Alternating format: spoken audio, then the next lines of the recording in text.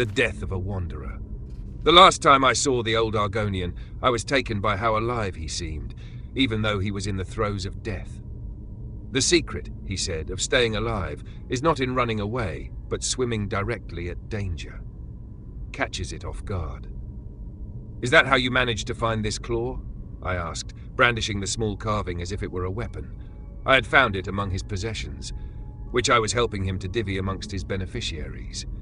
Should it also go to your cousin? Dives from below? At this his mouth widened, exposing his fangs. If I hadn't known him as long as I had, I would think he was snarling, but I knew that to be a smile.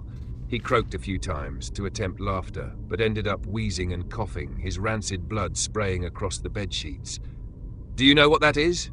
He asked between coughing fits. I've heard stories, I answered, the same as you. Looks like one of the claws for opening the ceiling doors in the ancient crypts. I've never seen one myself before. Then you know I would only wish that thing upon a mortal enemy. Giving it to my cousin would just be encouraging him to run into one of those barrows and get split by a Draugr blade. So you want me to have it then? I joked. Where did you even get this? My kind can find things that your people assumed were gone. Drop something to the bottom of a lake, and a Nord will never see it again. Amazing what you can find along the bottoms. He was staring at the ceiling now, but the way his fogged eyes darted around, I could tell he was seeing his memories instead of the cracked stone above us. Did you ever try to use it? I whispered to him, hoping he could hear me through his fog. Of course, he snapped, suddenly lucid.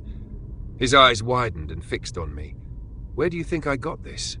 He barked, tearing his tunic open to show a white scar forming a large star-shaped knot in the scales beneath his right shoulder. Blasted Draugr got the drop on me, just too many of them. I felt awful, since I knew how much he hated talking about the battles he had been in. To him, it was enough that he had survived, and any stories would amount to boasting.